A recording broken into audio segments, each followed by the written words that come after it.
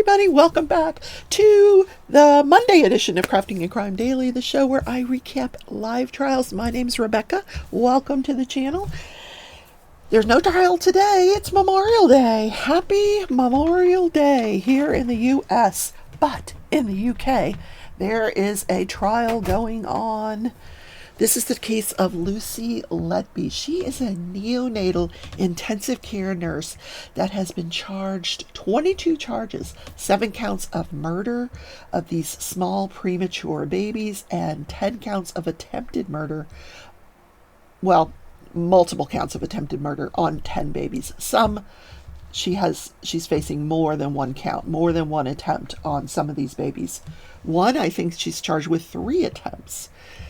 So what is the common denominator in all of this circumstantial evidence? Because it's a very circumstantial case. The common denominator is Lucy Letby. She is present when most of these things occur, is moved to the day shift.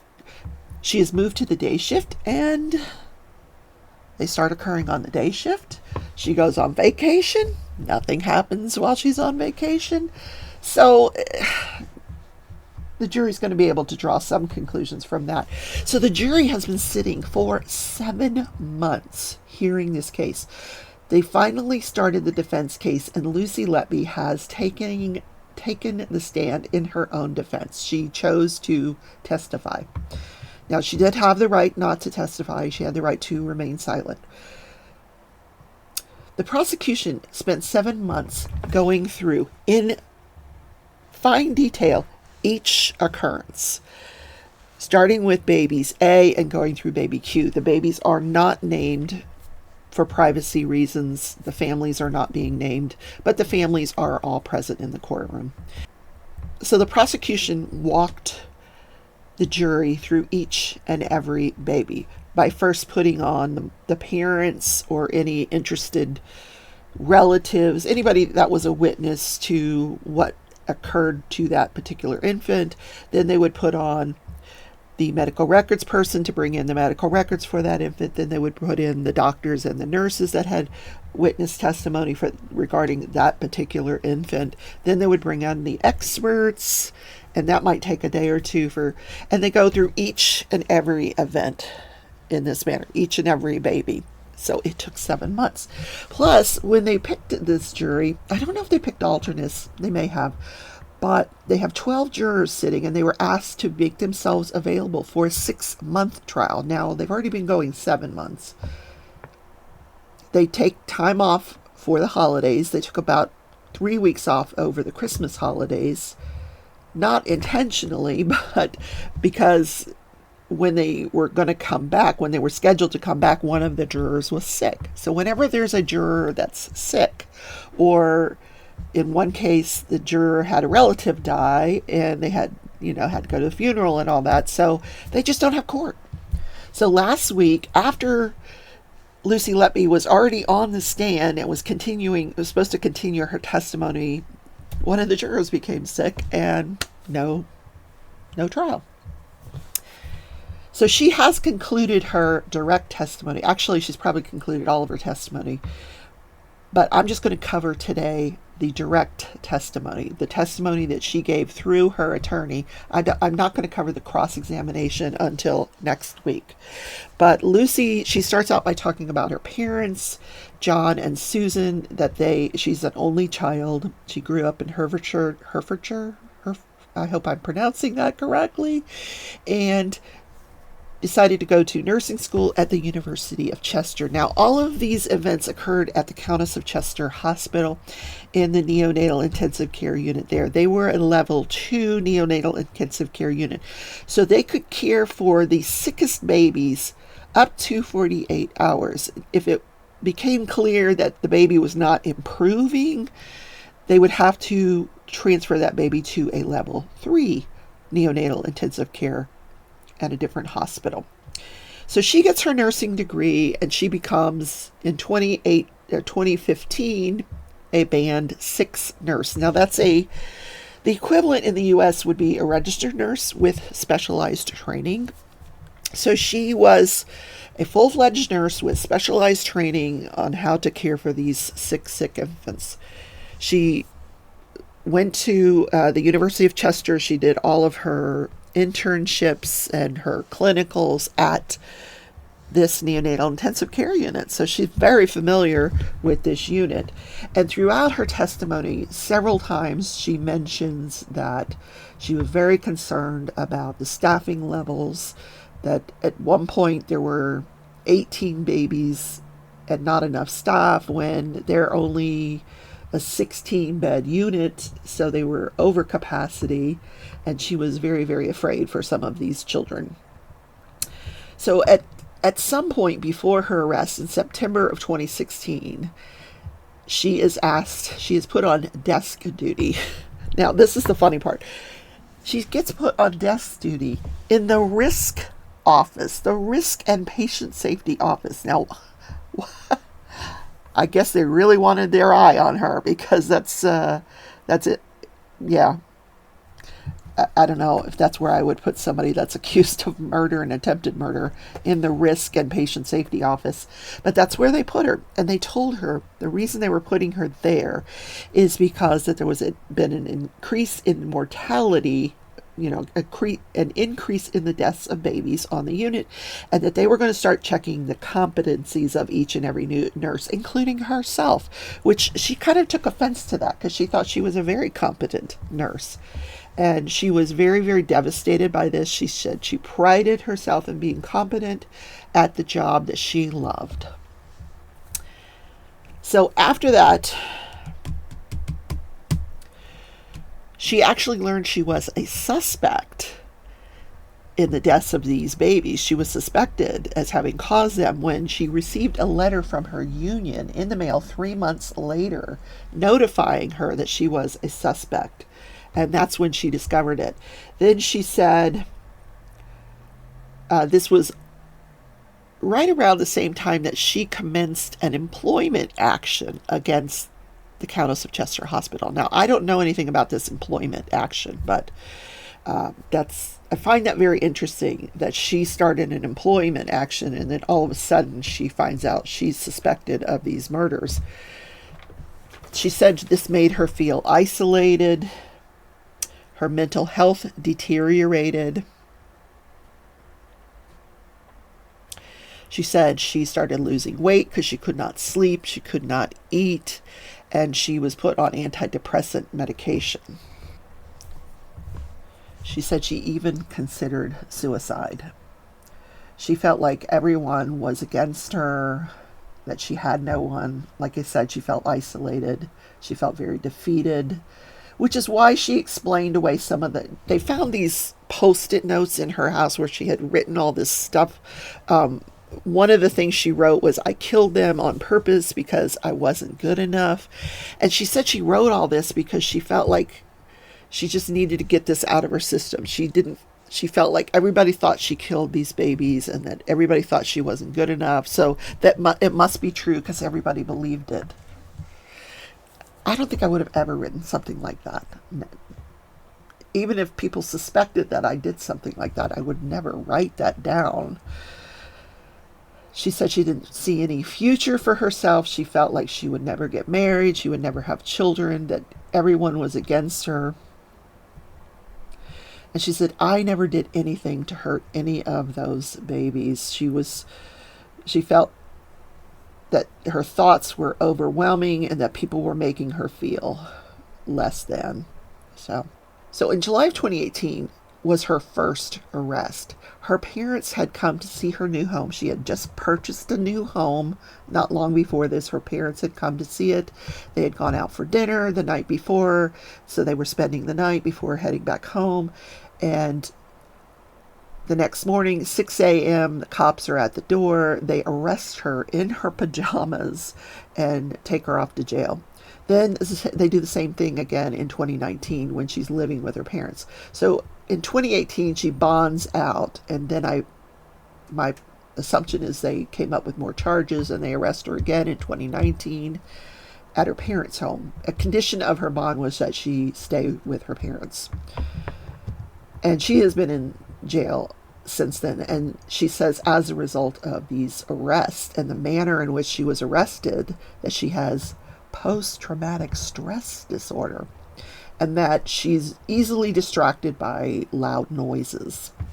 And one time during her testimony, she hears a loud noise in the courtroom and she totally loses focus of her testimony, and the lawyer has to kind of redirect her back, like, hey, are you okay? Do you need to take a break? And she's like, no, I'm just so easily distracted. How convenient that the noise happened.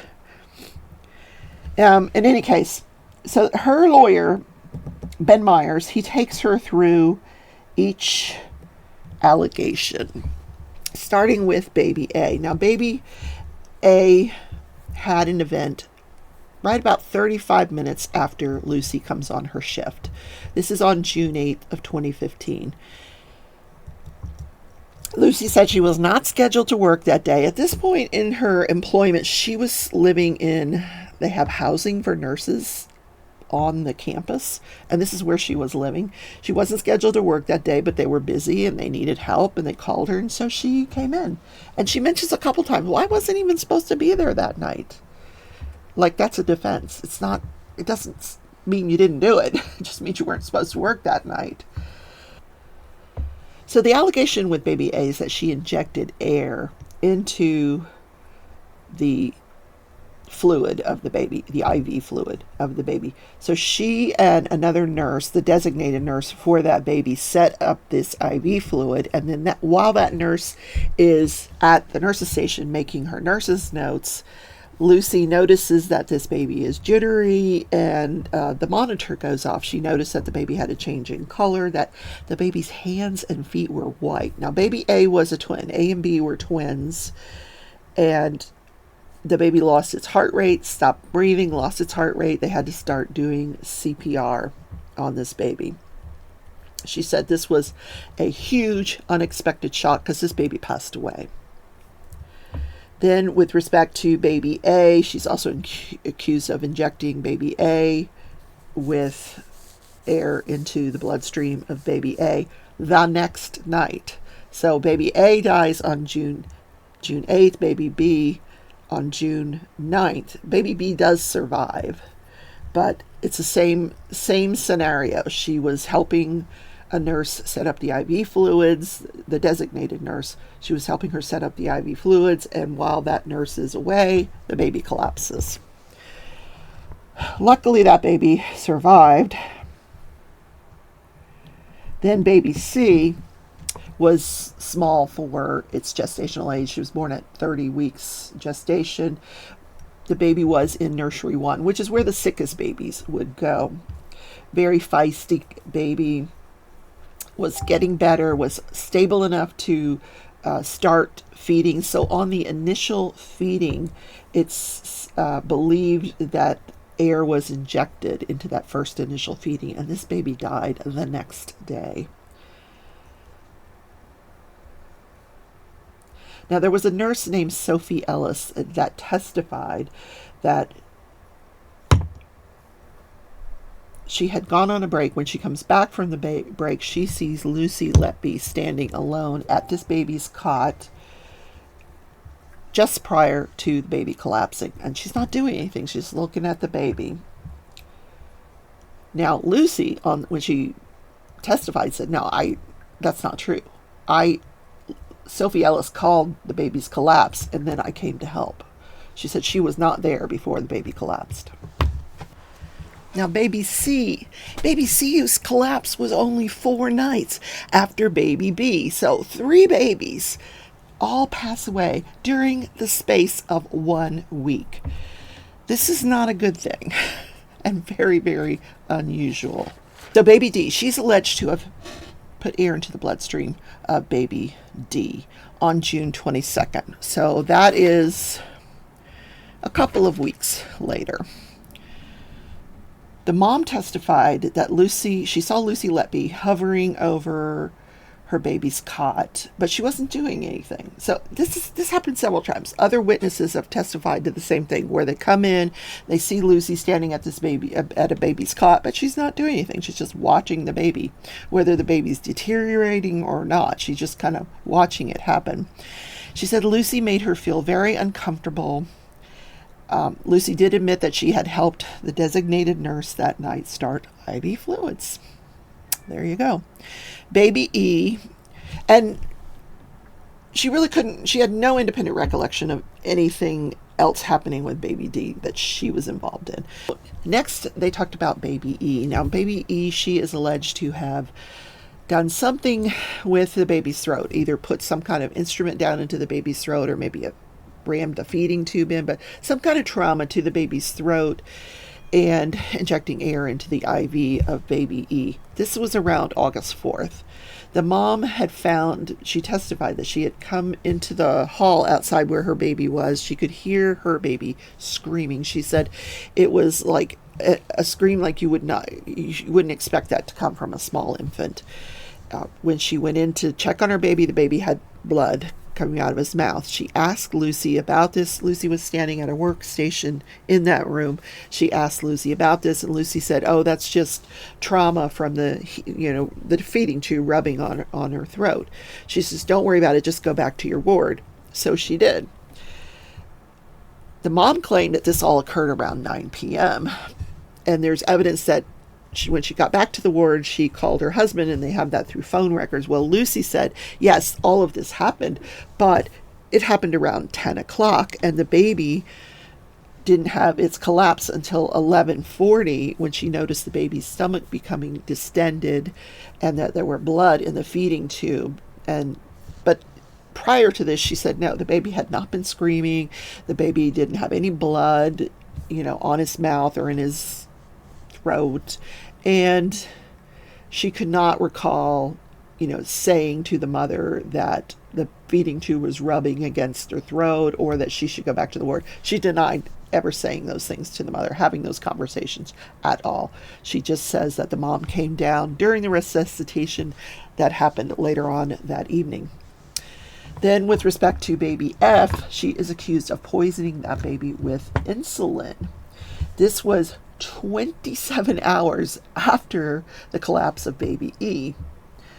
So 27 hours later, she says she could not remember working this shift, and she denied putting any insulin in to poison this baby.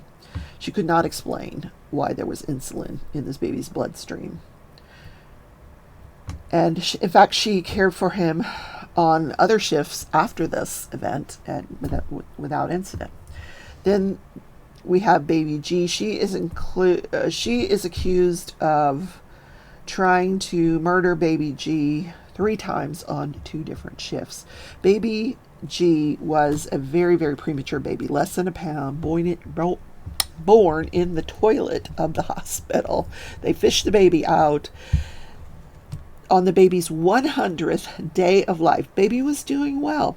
About 2:15, the baby has this violent projectile vomiting and then collapses. So she is accused of overfeeding and injecting air into the feeding tube of the baby. Now,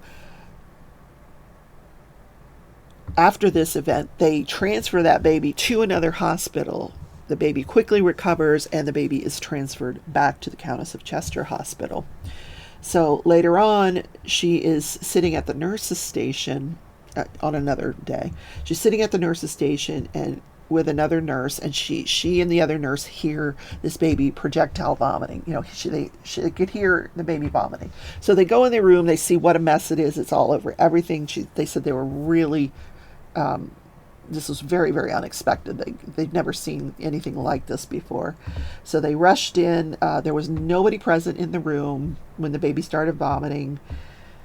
And she denied having any contact with this baby prior to the baby starting to vomit. Now, when asked what she was doing before she was sitting at the nurse's station, she couldn't remember. Then on September 21st, baby G, this was baby G's due date. The baby had a collapse at 10 a.m. That the baby recovered from, and then just before 3:30 p.m. the baby collapsed again. She said she found the baby behind a privacy screen alone on a, what did she call it? She called it a procedure trolley. She said it would be very out of character for anybody to leave a baby on a procedure trolley behind a privacy screen without a monitor on it. This is how she says she found this baby, who was, she said she became quite concerned at that point. Then they talked about baby H, who had a punctured lung, which that had to do with the trauma from its birth. This baby had 3 chest drains. She said the doctors and nurses, nobody knew how to take care of 3 chest drains, that it was very rare for them to have chest drains at all, let alone 3 of them with one baby, and that the doctors were looking up how to take care of this baby, and that they were all kind of perplexed about how to take care of this baby. She says she could not remember any attempts to harm this baby, even though she's accused of 2 attempts of attempted murder on this baby. Now, baby I was attacked 3 times by Lucy Letby, allegedly. She's accused of overfeeding the babies, injecting air into the bloodstream. She says she denied any responsibility. Now, on all of these attempts for this baby, the nurse that's assigned to the baby leaves the unit. When the designated nurse comes back, she finds the baby's in trouble. So this nurse goes on a break. She comes back from her break, and she's doing whatever she was doing, and Lucy is out in the hall. She passes by the nursery, and she stops, and she tells this nurse, baby I, he looks very pale. You probably need to check on him. So when this nurse goes to check on him, she finds him not breathing, discolored, floppy. They have to start resuscitation. Then on the next attempt, the same nurse she comes back from her break, she finds Lucy just standing at the baby's cot. Then baby J, who had a perforated bowel, she's accused of smothering the baby or somehow obstructing this baby's breathing. Again, she is not the designated nurse for this baby, and in fact said that she was unaware of the baby's first 2 collapses. She wasn't even on the unit. This baby collapsed 4 different times in the span of one shift. 2 times around 4 a.m., 2 times around 7 a.m. So the first 2 collapses, Lucy says, I wasn't even there. Then the 7 a.m., because I wasn't even aware of those. So at 7 a.m., she responds to an alarm, and she finds the baby not breathing properly. The baby was having a seizure. She applied oxygen via face mask. The baby recovers.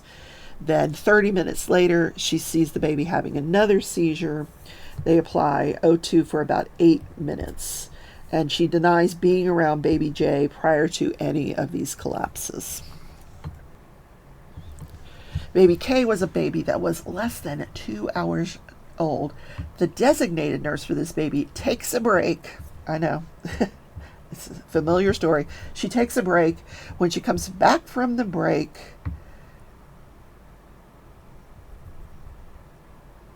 there's a resuscitation going on for this baby. So here's what happened to this baby.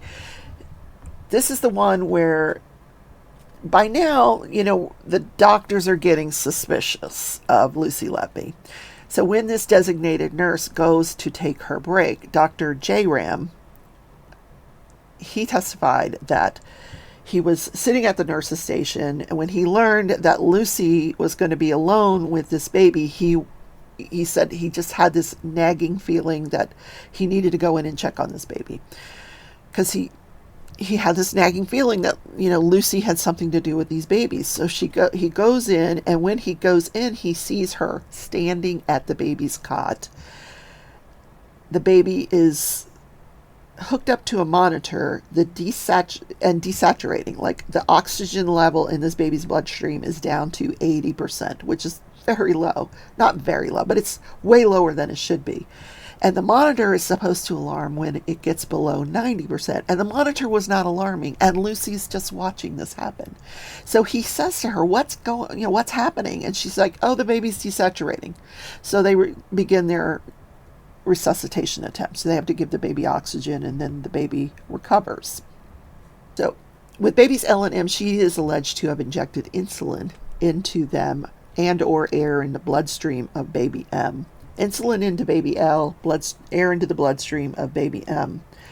She says she remembers these babies because she was at their delivery.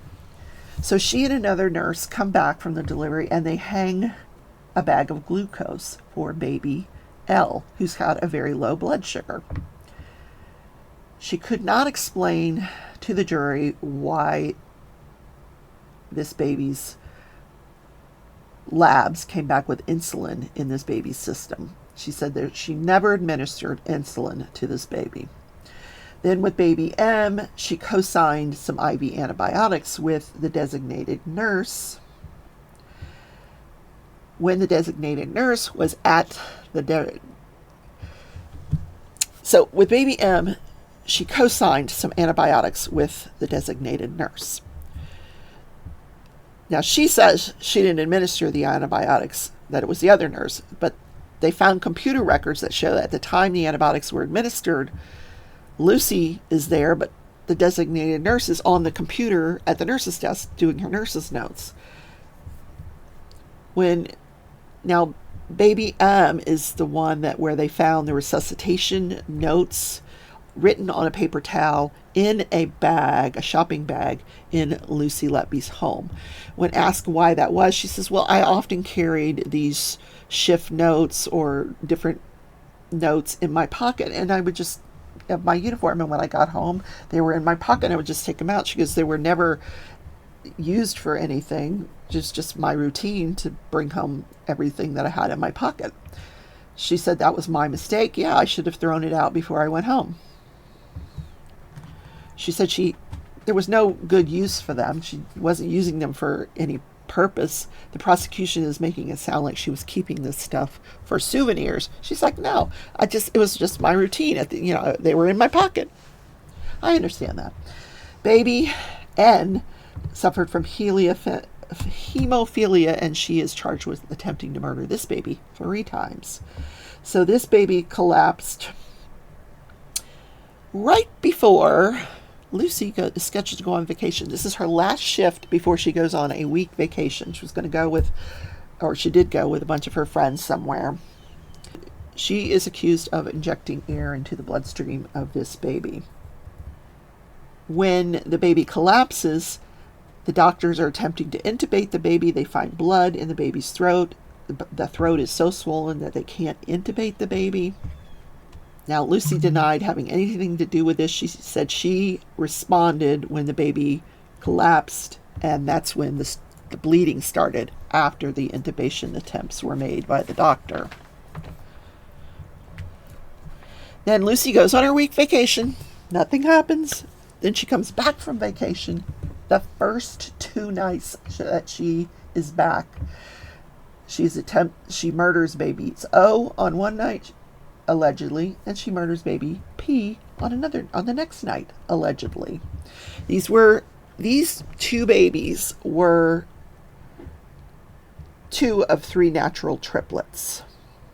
Both of these babies she's accused of injecting air into the feeding tubes of these babies. Now, baby O, she claims that it was that night she had a nursing student that she was training, she didn't feed the baby that night. It was the nursing student who fed the baby. On the second collapse, she claims that it was other nurses that fed the baby, not her. That she wasn't even on the unit during the next 2 collapses. And her attorney presented evidence in court of the swipe data, the card swipe data, to prove that she was not on the unit during those 2 collapses. The final time that this baby collapses, the baby passes away. Then the next day, baby P, she's accused of putting air into this baby's feeding tube within minutes the day before of baby O's feeding tube. Baby P recovers from that, and then the following day it happens again, and the baby passes away. Then the final baby, which is baby Q, this happens on June 25th. This is the day after baby P died. So the first 3 days that she's back, June 23rd, 24th, and 25th. Yeah, the first 3 days, we have the final 3 babies. She's accused of injecting saline or air into the feeding tube of baby Q as well.